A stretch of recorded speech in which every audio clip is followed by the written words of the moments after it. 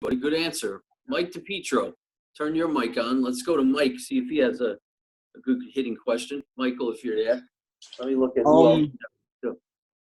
For while we're on quarantine, do you have any other hitting tips that we can do to keep us loose besides hitting off the tee?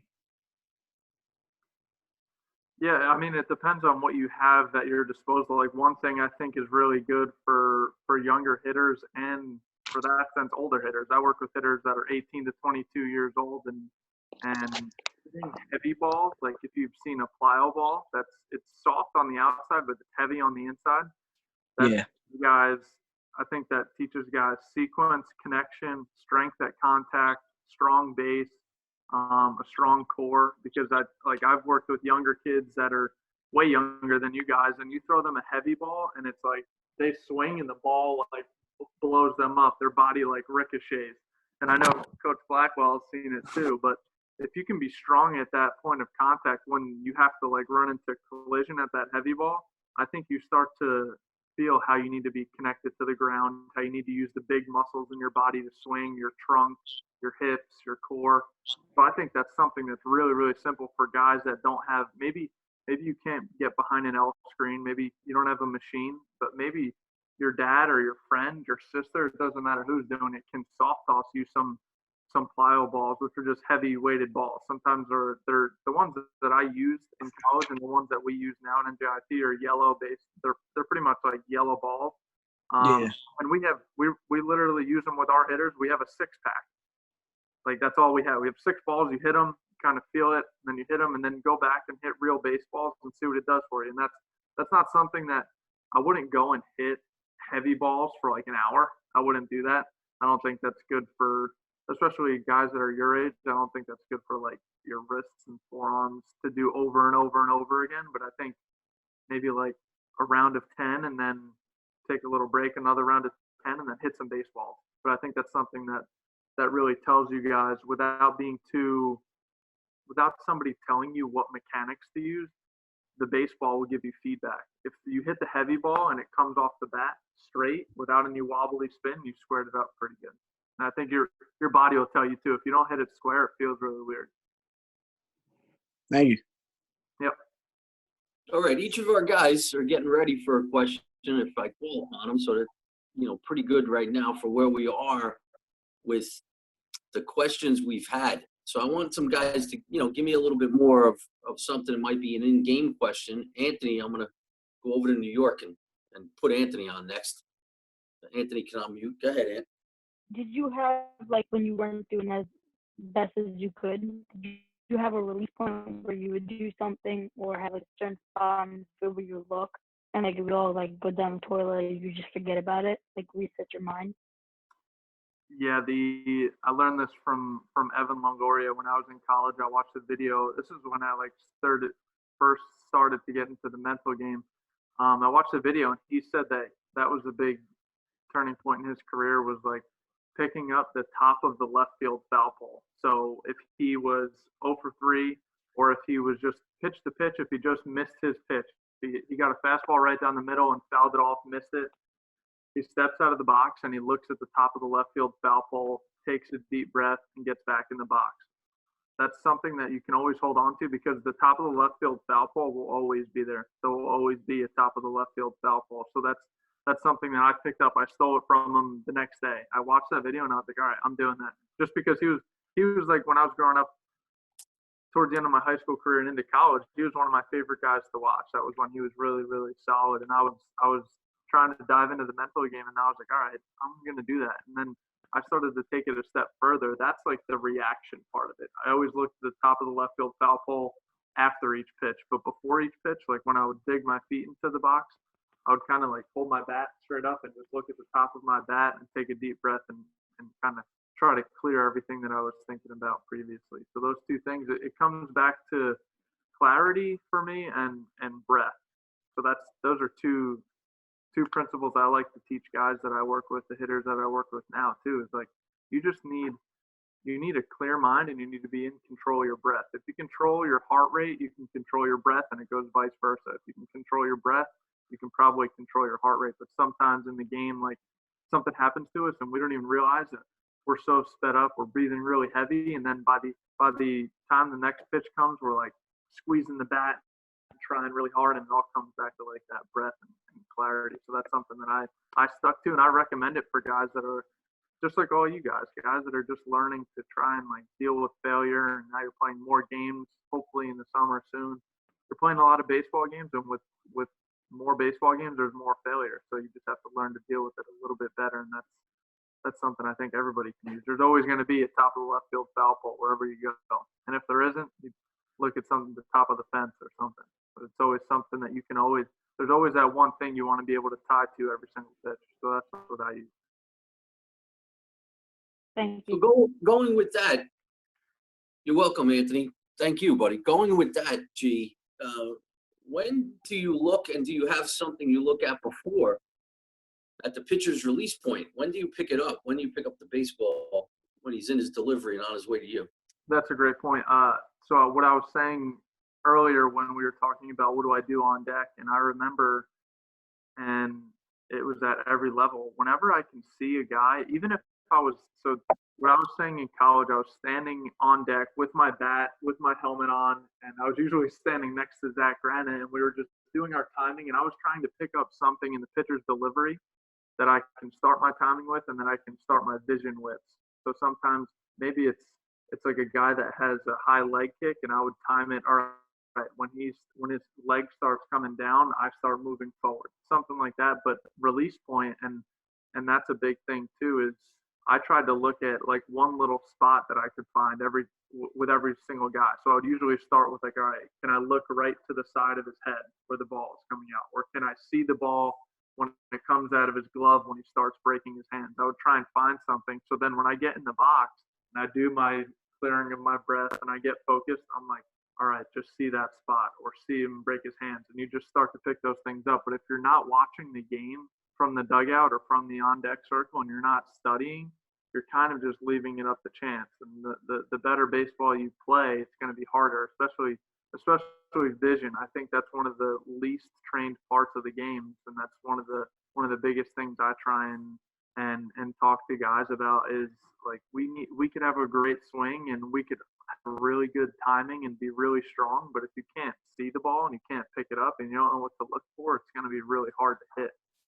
So I look, Blackie, your question, I would go through like a couple different checkpoints that I knew already. I was like, all right, I can try the one to the side of his head, and I would picture like a little box right here, and I would try and pick it up, whether it be fastball, curveball, or changeup from right there. Or I would just try and find like if his arm slot was here, I would try and find like a little circle there. So then my focus was a broad focus while I'm loading. And then when I start to get when he starts to move down the mound, my focus goes like this, to right where his arm's going to come out. So it starts broad focus. You're not stressing your eyes. And then when the ball starts to come out, you start to zone into that fine focus. Because I remember hearing that your eyes can only focus through a fine focus for, I think, 3 seconds straight. So if you're in the box staring at the pitcher's arm slot and he hasn't moved yet, you're going to go like cross-eyed. And that's happened to me before. You're like focusing so hard for so long. You're like, oh my God, I didn't even see that pitch. I can't agree more. I can't agree more on that. Yeah, I can't agree more on that.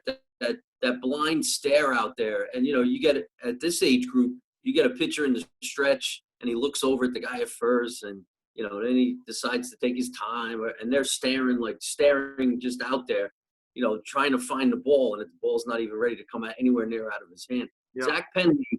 Zack is on the screen. Zack, turn your mic on and just say hello for a second. Hello. Okay. Hey, good. So guys probably can see Zack Penley right now. He has on our Giants hat, and I'm going to point something out to you guys. Coach Giuseppe, he just talked about a broad focus, so I'm not staring at a certain area right now, right? But for me right now, okay, Zack just took the sign from the catcher. He's the pitcher in the game. So, Zack, turn your shoulders, and you're getting ready to take the ball out of your glove. So just put both hands together. Good. So hopefully you guys can see Zack while I'm talking. I know you see me, but so now I'm going to look at the JG logo on Zack's hat. I'm picking up the logo. That's what I normally would do right there. Now when Zack goes, and now take your hands and separate. Get ready to pitch, Zach. And then just stop in your arm slot. Go ahead. So Zach's moving along. And right now I'm going to take my eyes from the logo and go to that spot, I believe, where his arm angle. I'm looking to pick that up there and see that there. So the amount of time that I'm staring in any one spot doesn't take a long time to do. I'm not blinding myself that way. Right? Zach, while you're on, Zach, go ahead and go with a question. You got something for Coach? Yeah, I do. So when you're actually hitting, what do you do with your top hand to like drive the bat down so you can come up to the ball with a upward launch angle? That's a pretty in-depth question. That's a good one. So when I teach it and when I did it as a player, I felt like tell me if this is hard to understand. I felt like my top hand was a connection of like my shoulders and my body. So when I was thinking top hand, I wasn't thinking like pushing or punching my hand. I was thinking like, can you guys all see me? Yeah. I was thinking moving my body, and this is connected the whole time. So that can happen. When you start to get to higher levels of baseball, and even you guys at your age, if you're trying to like squat the ball and he throws a breaking ball, you're going to be like, ugh. But if you're connected, if your shoulder and elbow are connected on the back side of your body with your top hand is just like your strength. So that's the other thing. If your top hand is really weak, the bat and your bottom hand takes over, the bat starts to do this, and this hand kind of falls, and the barrel falls this way. But if our hand is connected and we'll come up, our body starts to turn, and we create that flatter path. So I didn't think too much about, okay, grip the bat tight and like slam my hand. It was more, this is just staying connected. You can see this. Can you see that power V there? It kind of stays like that the whole time, and then the hands turn, and that happens. Does that make enough sense? That is a little bit confusing. Thank you. Yep. I don't want to miss this question from Ryan. I know we got a couple minutes and you got to get going, but I don't want to miss on Ryan's two-strike approach. Ryan is asking, when it's two strikes, what is this something he can do? Whether it's different, what is an approach for him? Yeah, I think one of the things I wanted to mention too was just like the batting averages by counts, and when you break down whether it be the major leagues or college, or I'm sure high school is all on the same boat. The two-strike average is about 180. So your batting average with two strikes naturally over all levels of baseball is not great. So the chances of getting a hit with two strikes are not great. So I always think, and I heard Alex Rodriguez say it once, it's like my two-strike approach is not to get the two strikes. So to hit something a little bit earlier in the count, because I think when you look at the batting averages that are before you get the two strikes, which are hitters counts, they go from like 370, 340, 350, 330, all the big averages in hitters counts. And then once you get the two strikes, it drops almost 200 points. It goes to like 150, 160, 170. So the object is to be ready to hit something that is over the plate and maybe a fastball early in the count. But then when you get the two strikes, it has to be, I think you have to make some type of physical adjustment, whether it be, all right, let's get in my legs a little bit more. Let's simplify is a great word that I like to use. If you have a leg kick, let's shorten up the stride and get a little bit wider. If you have a lot going on with your upper body, maybe you choke up a little bit and relax your hand. I think vision too is something I heard that I stuck to, was see the ball twice. So instead of like, as soon as you see the ball out of the hands, you make a decision to swing or not, see the ball a little bit longer. See the ball twice. If you see a breaking ball, it pops up out of the pitcher's hand, you don't have to just swing at it or decide to take it that second. You see it pop, you saw it once, then let it get there a little bit more, and then you make your decision. So you're seeing it twice. So I think you have to make some type of physical adjustment, whether it be just simplifying, shortening up, relaxing yourself, and some type of mental and visual adjustment, whether it be, all right, see the ball up here, see the ball twice, relax your hand, whatever it is. If there's pressure and if there's fear in the two-strike approach, I think that's when guys get handicapped. But if they take it as like a challenge and they're looking to fight, to put together in at bat, I think I think that's your two-strike approach, and it's different for every guy. There isn't one like blanket two-strike approach for everybody where it would work. And if I knew it, I'd be at the top level of baseball. I guess it's got to be what works best for each individual hitter, right? You figure out what works best for you. Yeah, I think they're definitely fundamentals to the two-strike approach. So I think there is an adjustment that needs to be made, but it's different for each guy.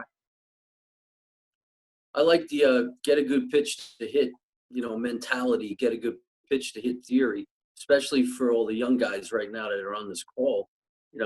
That's something that all good hitters, all good hitting coaches will say to you. That'll be the number one thing. Go get a good pitch to hit.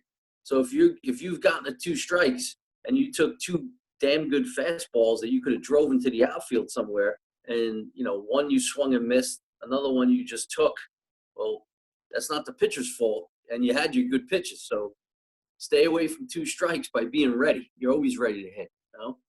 Yep. Coach, I know you got to head out. Yeah. And then I got Zack on here too, Zack Granite. So I'm gonna ask Zack a couple questions too. He might be walking on the treadmill right now. We'll see what he's doing. I know everybody's trying to stay in shape with this. So you've got a recruit, coach. You got somebody coming on for you? Yeah. Well, before you go though, I have a question. What is the NCAA going to do? Is it coming up May 1st? Is it coming up next week that the dead period is over, the quiet period? What is going on? May 31st. So all of May. Oh, so you're still done all of May. Yep. Okay. Yeah. So, I mean, what we're doing is we're trying to do as much, and I've been doing as much as I can, just online recruiting and looking at, like, all the PBR, Perfect Game, all the websites, watching your guys' YouTube videos, stuff like that, and I answer emails. Now, I think that's a big thing is everybody is trying to do it virtually, which I don't blame them. That's the only way to do it right now. But if you try and do as much as you can, but you can't see guys play, and they can't go out and take the standardized tests and try and see if they're actually even qualified to get into your school. So it's a tough spot, but trying to do as much recruiting as you can. You can still call people. You can still FaceTime. You give them like virtual. I know people, and we're going to be doing some next week, virtual official visits. So I'm going to be walking around NJIT with my phone. Yeah. So interesting times. So can you do now see, that's the thing I'm thinking too. So if it's virtual, so with our older guys, if it's not directly related to one player, meaning, we have 10 of our sophomores and juniors on a call with you, is that not permissible? Yeah, that's the opposite. I can do a Zoom call with one player if I wanted to. I could have a FaceTime call. I can't do it with multiple. Okay. All right. Very good. There's every Friday we get, and I could forward them to you. I get from our guy in compliance who does all the NCAA rules. It gets updated every Friday. So it's called the COVID-19 Q&A, and it's got every sport and every like department, whether it be recruiting, official visits, unofficial visits, transfers, and it has all the updated questions because just like everybody else, nobody else has ever dealt with these things. So all these compliance departments are dealing with all these questions. Like I've sent emails to compliance, what can I do here? What can I do here? And they send you a Q&A that's a PDF that I could forward to anybody, and it has all these questions. And that's one of them, is that I can't conduct a Zoom call or a video conference with multiple student athletes. If you're committed, I can. Like if I could do this with 10 of our NJIT commits, but I can't do it with like your 16U team. Right. But like one, Joe Stanzione, for example, you can do something with him. Now, so is that considered a contact though? That's the same as a phone call. Okay. So the same as it's being considered a phone call. Okay. Very good. Excellent. Thank you so much. Yeah. It's another good day. We're going to do this again next week or the week after. If I get on here next week, Zack Granite better have a mustache for himself too. Yeah, he's got to have the mustache. Yeah, now it's like hockey playoffs to hockey beards and hockey mustaches. Now, yes, he's ready to go. That's funny. All right, guys. I'll talk to you. Have a glass of red wine for me later. All right, buddy? See you later. Bye. See you, Zack. See you, Billy. Thanks. Bye. Bye. Thank you. Okay. Who's got a question? Who's got a question for Zach? Let's see. We got Travis. Is he gone? No. Let's see. Who's that?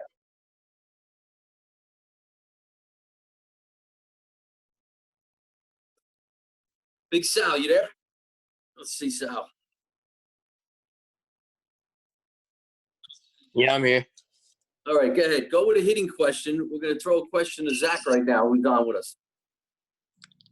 What do you have? Think of something. Go ahead, Sal. Sal, you. Put your Oh, mic when back you on. were nervous, like when you first got into the majors, what did you do to try to relax? Like stay focused. For me, that was really hard. I'm not gonna lie.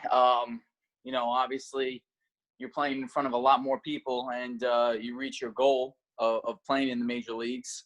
I just try to breathe. It actually took me a while to get my first hit. I think I was like 0 for 7, 0 for 8. And for me, it was just trying to breathe. And people always told me, hey, you belong. And, you try to just build up confidence in every single at bat. And the more I was there, the more comfortable I got. It's just like anything else. Like the more you do something, the more comfortable you're going to be doing it. But for me, I had to improve my self-talk. I had success in AAA. I was, I was hitting 370 when they called me up, and I just had to tell myself like, hey, like this is where you want to be. You belong, and just try, just relax. But it took me a while to understand, to follow myself, to listen to myself. It took me a while. But yeah, that's something that, you're going to have to learn how to do and do it quicker, is to just, breathe through everything, inhale, like take as deep breaths as you can.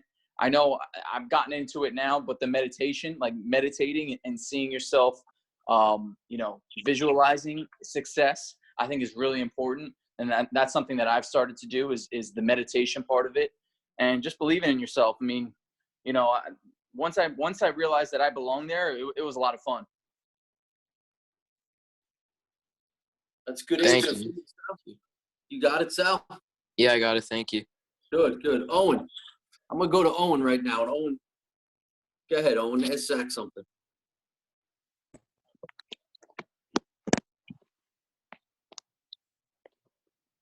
Look at Owen. He's just looking. He's like, go ahead, Owen. Go ahead. Anything. Toughest pitcher to face. How about that? Toughest pitcher to face. There we go. Yeah, sure. What's your Well, I faced Charlie Morton in my first ever game. He was a really good, very underrated pitcher. I faced Zack Britton, who who doesn't throw baseballs, he throws bowling balls. I mean, there's a lot of really good guys. I mean, I faced Carlos Carrasco.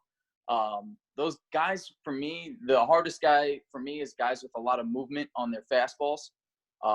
Just because you're thinking of a ton of different things, and when it's moving, it's tough. I mean, I don't care how hard you throw. You can throw 105 miles an hour, but if it's flat, it doesn't bother me. Guys with movement really bothered me. But I actually got my first ever hit off Charlie Morton, and I got his ball. Actually, I'll show you. I got it in my little room over here. Charlie Morton, right here, first MLB hit is on July 14th, 2017. It was a double off Charlie Morton, so right here. And just for me, like always, guys with movement. But he was probably the best pitcher I faced. I mean, so I think he was a 20-game winner last year. So that he was really a really good pitcher. Stay where you are, though. Let's go back to that Big East trophy. Let's get a shout-out to Seton Hall. I just saw that on there. Oh, yeah. I mean, You guys got like to see that. Let's take a look at that, brother. That's beautiful. There you go. Big That's East great. champion, baby. Wait, And I got this. This is I led minor league baseball in stolen bases here. This is my Man of Steel award with the Minnesota Twins. I stole 56 bases in 2016. And then this is I won Player of the Year for the whole organization, the Minnesota Twins, in 2016 as well. Played under Doug Minkiewicz. Remember that name? Yeah, Doug's a Jersey guy.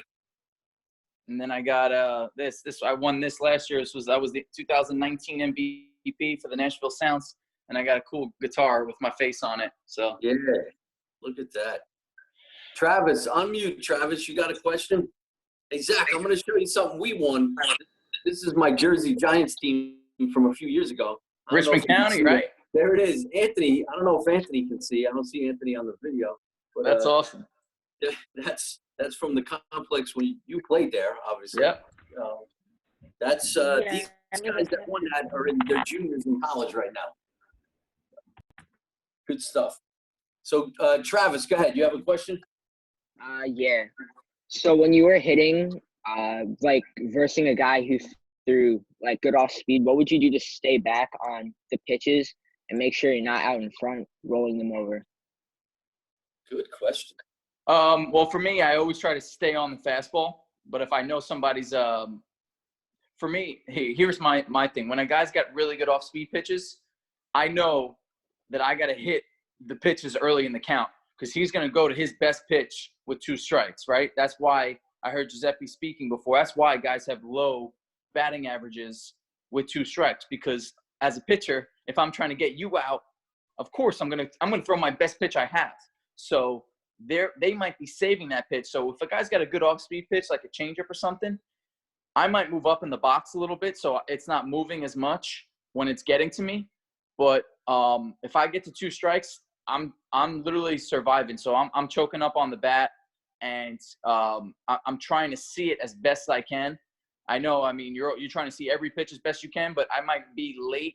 I might get beat with the fastball if he's got a good changeup and just selling out to the changeup. So that's something that you can do. But normally, if a guy's got a good off-speed pitch, don't miss his fastball. Majority of these guys, they got some really good off-speed stuff. So I know when I get a pitch in the zone that I know I can hit with the fastball early in the count, I can't miss it. So for me, you want to hit the good changeup, hit his fastball. Hey Zach, I want to go into reading pitchers as the runner at first base. You know, we just obviously saw a great award that you received, having the most stolen bases in minor league baseball. What are some things that these guys, because sometimes it doesn't take a guy to be the top runner on the team, meaning speed-wise on a stopwatch, versus he might have good instincts and he might be able to just really read the pitcher real well. And he's a pretty good runner as far as speed-wise, but he's able to steal some pretty good amount of bases in a season, especially at the 7th and 8th grade level.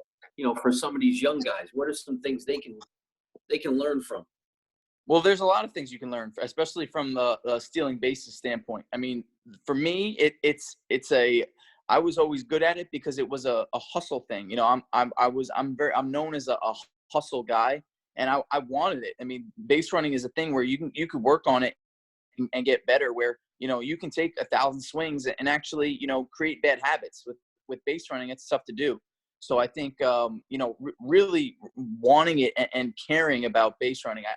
I hate when guys get a base hit and they're laughing, they're talking to the first baseman, they're waving to their parents in the stands. They don't really care about being on first. No, I mean, for me, when I got a base hit, like the easy part was over. Now it was trying to figure out how I can get to second base. And then from second base, get to third base because I want to score a run for my teammates. And I think a big thing is knowing your lead. You should be able to get your lead with your eyes closed. It shouldn't be looking back at first base, seeing where I am. You should know exactly where you are at all times on the baseball field.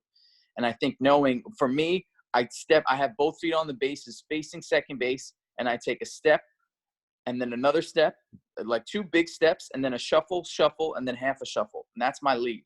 I do it every single time. So I get a pretty big lead. I dive back to first base always, and I hate when guys pick off and you're not sliding back.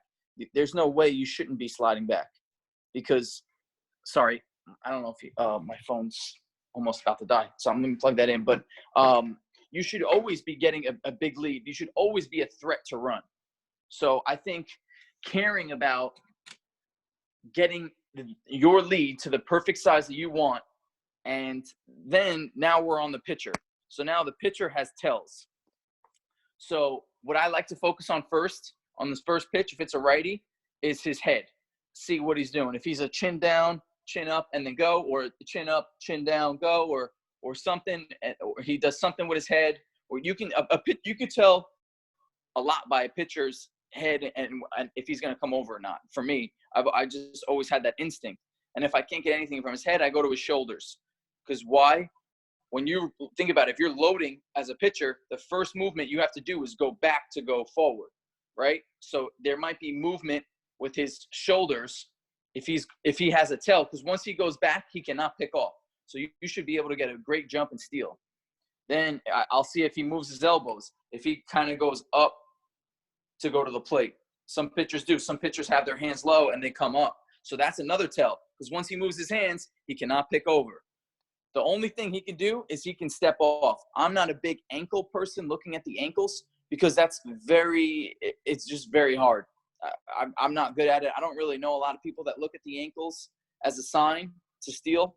But, for me, I like to look at the upper body. What I'll do is I'll kind of have a soft vision of his number, try to pick up his number, and that kind of give me a whole area of his head, his shoulders, and his arms, and see what he's doing. And you can really tell a lot, from that. And I think it's really important. And if you're not a good base runner, that doesn't matter. You should want to be a good teammate and you want to score for your team.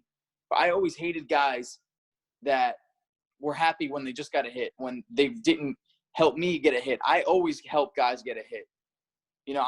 I scored a couple times on a bunt from second base. I got my teammate an RBI from a bunt. So, I mean, just doing stuff like that, being a good teammate, man, is everything. And the more I'm realizing it, I mean, that's more than being a good player, is being a good teammate. So the rest takes care of itself. But base running is my forte. I feel like I have pride in what I do.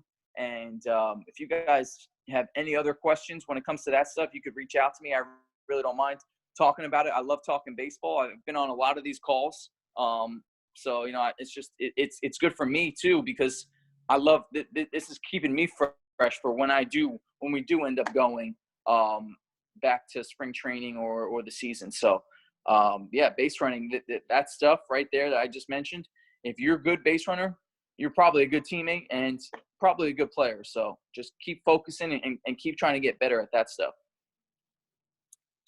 At Seton Hall, and it was created by Mike Shepard Sr., the motto of never lose your hustle. Now, it's such a great motto of a way that, you should go about your business on an athletic field, not just a baseball field. And I remember it goes back to the early 90s. I remember him, Coach Shepard Sr., I remember him having, and I don't know if this still is in the program, but there was a certain amount of steps, and I can't remember how many, and I keep getting 6 and 10 mixed up. Yeah, 10 steps from when you hit first base. You're still running hard for another 10 steps. It is that, right? Yeah. Yep. Yeah. And I don't know, the guys, we have a few guys, still on the call with us, these guys, and they're young. If they can grasp that and understand what that means, you hit a ball that isn't going to be thrown to first and you have to round first base, no matter where that ball is, you're busting 10 hard steps after you hit first, right? Speed creates a lot of problems on a baseball field for the defense. And when you're pushing it and you're, showing the other team that you're going to hustle your butt off, they make mistakes, creates mistakes, right? So, let's see, Sean Kish. I don't know if you're still on there. I was going to ask Sean if he wants to come on and ask anything. We got one or two guys might have a question. Sean, go ahead, buddy.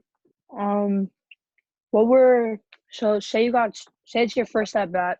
Sean, hold up. Is that a Yankee? Hold up, Sean. Is that a Yankee blanket or something? What is that? Your camera's upside down. I don't know what. Hold on. Wait, how do I flip my camera? Oh, okay. It's just. Oh, there it is. All right. There you go. Kind of just a picture that my mom hung up on my wall. But say it's your first at bat and the pitcher struck you out on the first 3 pitches of the at bat. Going into the next at bat, what was your mindset? Your mic's off, Zach. Your mic's off.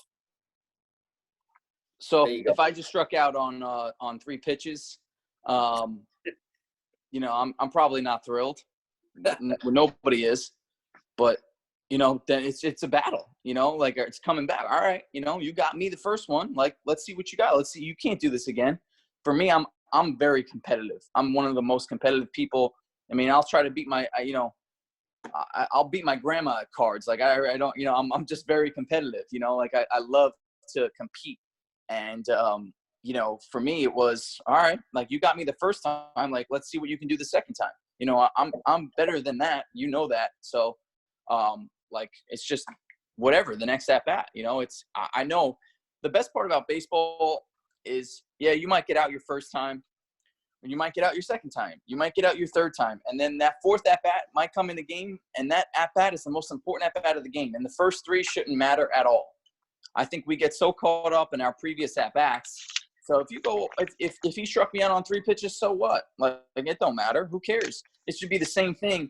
That next at bat has no correlation on the previous one. So let's say I hit I roped the ball in that first at bat. That second at bat means nothing. That, you know, I'm not giving it away because I'm 1 for 1 and who cares that I'm 1 for 2? I'm still hit 500 for the day. No, I mean the plan is to get it hit every single time up. So you know, I'm not throwing away any at bats. But if he struck me out the first time, it's all right, whatever. Here we go. We're gonna do this again, probably for another 3 to 4 times. So I'll get you the next time. Let's see who else I got. Devin's still on. Devin, if you're on there, buddy, come on, get a question from Devin. Let's see. Go ahead, buddy. I don't really know. You don't got a single question, Devin. You know everything there is to baseball. Devin, you're getting called out by a Yankee outfielder. Come on, Devin. How? I don't know. Yeah, you can. Think of something. It could be anything. Hitting, throwing, running, anything. Something that happens in a game, a situation. You can think about it. You'll get it. Hey, Zach, you know what would be great for these guys now? Obviously, right now, it's a difficult time. And, you know, we can't have guys. We can't have a team practice. You know, we can't have guys all together like this. But maybe if it's even next winter of us doing a little, you know, baseball talk, maybe a hitting session or something, and you get to just, you know, share with these guys, you know, how you go about, you know, even if it's a work, you know, like obviously you and I hit and you hit a little bit of tee, you get some toss in, you go through your routine, you know, how your routine is created live, you know, like right in front of everybody. That's a fun treat for guys, but it's really a great learning experience, you know, because everybody has their routine. Like Giuseppe was just on before, and what he wants to do in a short routine to get ready might be a little different than the next guy. You might be a little different than what you're doing, you know? Yeah, I mean, that's really important. And I think people don't realize is you do whatever you want to do, whatever you think it is to get you ready for the game. You know, Giuseppe was one of those guys. He loved the Vader. That's what we called it, that machine with the fastballs and curveballs. Yeah. For me, I'm not going to plan the same way Giuseppe is. Giuseppe was our 3-4 hole hitter. He saw a lot of off-speed pitches, right? I mean, you know, he was a really, really good hitter. For me, they didn't want me to get on base. So if you don't want the guy to get on base, they're not going to be throwing curveball, changeup every other pitch. They're not trying to really fool me as much as they are trying to fool him. So me, I always try to get ready with the fastball. So for me, I use the old Iron Mike. I love the Iron Mike. Right. So because I didn't care. I know. I mean, I'm a good off-speed hitter, but I wanted to prepare for the fastball always, because what are you seeing majority of the time, especially at a young age? Nowadays in the big leagues, you do see a lot of off-speed, but you still got to prepare for the fastball. If you're not prepared for the fastball, you probably won't be hitting any other pitch. So for me, I can always adjust off of the fastball. So I always like to be the best fastball hitter I possibly could. So that's something that I really always worked on, is my timing to the fastball. Always. It's all I ever cared about. I didn't care. I could see the spin out of the pitcher's hand pretty quickly. I was pretty good at laying off bad pitches. So, for me, it was just stay on the fastball. If you can hit the fastball, you're going to be a good hitter, because you are going to see majority fastballs throughout 4 to 5 at-bats a game. So if you're going to see majority fastballs, why wouldn't you be ready for it? That's like saying if you're going to see 80% math questions on a test and then 20% English questions, what are you probably going to start studying? The math questions, right? So that's the same thing for me with hitting. If I was going to get majority fastballs, why do I care about being ready for a changeup when I'm not going to see it? I might see it, but I can just not swing at it. There's a reason why I get 3 strikes in an at-bat. Just because, he throws a good pitch for strike 1, he's got to repeat that 2 more times. And I think we as hitters give the pitcher too much credit sometimes and thinking, oh, he could do that. He might do that 2 more times. I got to swing at this next pitch. No, I mean, the strike zone's, is my strike zone. It's not the pitcher's strike zone. So I got to make sure that when he comes into my zone that I can hit it. So I think that's the name of the game. When we talk about hitting and being ready to hit, getting that good pitch to hit, which normally is a fastball. I mean, we don't really usually talk about hitting, and a hitter says, oh no, I love a 82 mile an hour slider that's just biting at my back knee. Nobody wants that. You'd rather see a 90 mile an hour fastball down the middle. Yeah. So for these young guys, for them to understand that it's hit, and if it's not the pitch that you like with less than 2 strikes, if it's not a good pitch to hit, then you're taking, but it's not the other way around. I see so many young hitters, and these guys are 7th and 8th grade hitters. I see so many young hitters who their first thought is to read the ball as long as they can on the way in, and they're not actively ready. They're not using their legs. They're not ready to hit when he's letting go of the ball. They want to make sure it's a strike first, make sure it's good enough, and not thinking, I'm ready first. Now you're in a situation where you may be in the leadoff spot most of your career, from whether it be young age all the way to where you are now. How do you differentiate from that guy who may end up leading the team in walks, but also having a pretty damn good batting average at the same time? Because to have a pretty damn good batting average in the season, you got to put the bat on the ball. It's just not going to happen. So how do you differentiate from the two, from where I'm being selective, but I'm also being aggressive? Yeah, I mean, I think that's a really good question. I mean, the thing is knowing who's on the mound. And for me, it's a little bit easier than for you guys, because we have scouting reports and stuff like that on the pitcher. But if I know this guy's going to be a strike thrower, why am I going to try to take? Why am I going to get myself in a hole so now he has the advantage? I don't want to do that. But if I know this guy, hey, this guy's, he's a little wild. He throws really hard. He's got good movement, but that's a guy where I might be like, you know what? Maybe let me see how many times he can throw it in the strike zone. Because the most frustrating thing for me is striking out on me swinging at bad pitches in the at bat.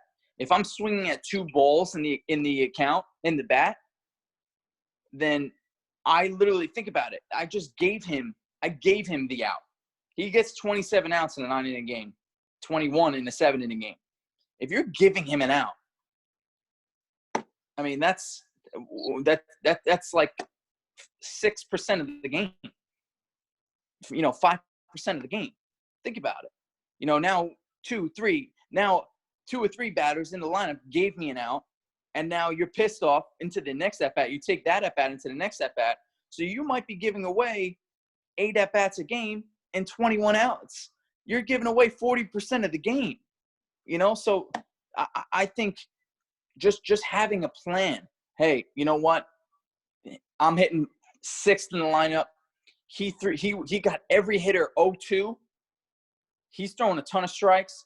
I'm the 6th hitter in the lineup. I'm looking for a fastball down the middle, and I'm going to do damage. Or, you know what? He's gotten to 3-1 every single batter. I'm in the 8th hole. He's walked the first 4 hitters. Like, I'm going to see what this guy's got.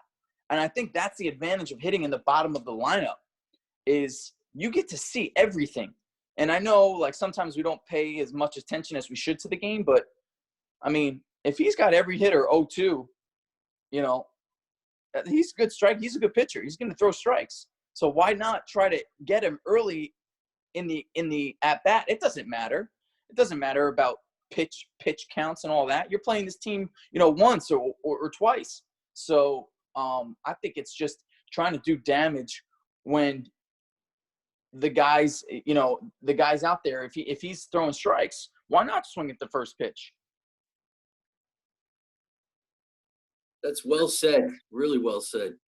I want to do one more, something we could take away from this call that they can take for this weekend. You know, I'm hoping that all of them are able to get out somewhere, whether it's their local field, a park, or whatever. You know, it looks like we have golf courses and parks and fields opening up again, with obviously social distancing and just having all the precautions and staying safe. But these guys, you know, something that could motivate them, something to take away from this call from you that, you know, gets them to know that, you know, we're all going to be back on the field someday. We don't know when. It's going to hopefully someday soon. But let's stay positive, you know? Yeah, I mean, I got something for you guys. I mean, we are going to be back on this field this year. I do believe that. But if it goes to show you, I don't do anything spectacular. I'm pretty fast. I'm 5'9".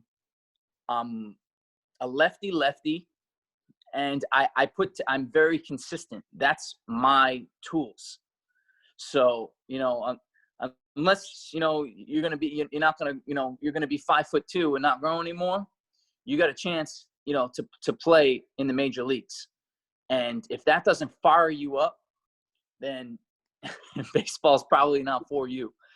You know, it's achievable. I mean, this is a sport where, you know, Jose Altuve won an MVP at 5'7". You know, it's how bad do you want it? How bad? How much are you willing to sacrifice for baseball? That's pretty much it, because I've played with a ton of guys that are more talented than me. I play with a ton of guys that are better hitters than me. I play with a ton of guys with more potential than me, and I'm the one standing. So I just think that you got to want it mentally, and you got to be willing to give up anything and to sacrifice anything. You know, I've missed a ton of birthday parties. I've missed a ton of stuff growing up. I've celebrated my birthdays with no family, which I wouldn't change at all. I'm just letting you know that if you want to play baseball for a living, you know, there's going to be some hard times, but I promise you it's worth every single thing that you've ever done in your life. You know, the tournaments going to Richmond County where your parents, think about your parents waking up at 6, 7 in the morning to go drive you to go play baseball with your friends. That's pretty special. So, so thank your family and your friends for putting up with you during baseball season, and keep working, man, because just because, you know, you're undersized, that doesn't mean anything. I've been undersized my whole life. I've been looked past my whole life. And I played in the big leagues, the major leagues, and now I'm a part of the New York Yankees. So keep working, man. That's all I got for you. Just keep working and keep believing. You know, everyone always told me, oh, what's your backup plan if baseball doesn't work out? I don't have a backup plan. Baseball is going to work out for me. That was my plan. So just always have confidence. Go into everything with confidence. And, man, I'm fired up right now. I want to go play baseball, but I can't right now. But, you know, just keep working, man. Just keep believing in yourself, and good things will happen. Zack, thank you so much.